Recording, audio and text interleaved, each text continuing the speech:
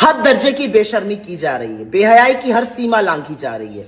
नरेंद्र मोदी के चरण चुंबक और गोदी गिद्ध अब आपको ये समझाते हुए मिल रहे हैं कि 12 दिन में अगर 8 रुपए पेट्रोल और डीजल का दाम बढ़ गया तो ऐसी कौन सी कयामत आ गई। अब वो आपको बता रहे हैं कि सीएनजी अगर 6 रुपए महंगी हो गई तो इसमें कौन सी बड़ी बात है।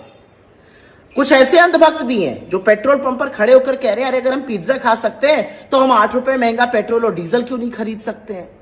इन लोगों को असल में गरीब आदमी की, मध्यम वर्ग की दिक्कतों का अंदाजा ही नहीं है।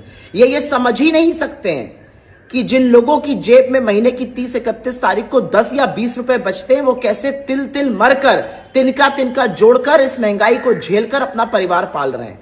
तो मेरी एक सलाह है इन अंधभक्तों को, दोस्तों, कांग्रेसी मोदी विरोध में इस हद तक मानसिक दिवालियापन के शिकार हो गए हैं कि अब वे अपने ही देश के नागरिकों को गाली देने लगे हैं। अभी तक तो मोदी को गाली दे रहे थे, अब अपने देश के नागरिकों को भी गाली देने लगे हैं। अबे डेमोक्रेसी है ना, लोकतंत्र है, किसी को भी अपनी बात रखने का अधिकार है कि नहीं। और जब कोई अपनी बात रखेगा तो किसी के पक्ष में और किसी के विपक्ष में ही तो जाएगा। तो हम 8 रुपए महंगा पेट्रोल और अंधभक्त किसको कह रहे हो तुम? अबे तुम खुद के गिरेबान में झांके हो क्या? तुम क्या कर रहे हो?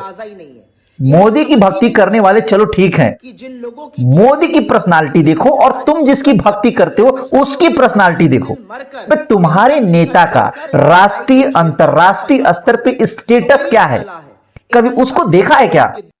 तुम्हारे नेता का चरित्र क्या है, कभी उसको देखा है क्या? मोदी की भक्ति करने वाले तो वो देख रहे, पूरी दुनिया देख रही मोदी क्या है। ये इन सब का मानसिक दिवालियापन है, ऑलरेडी पतन हो चुका है।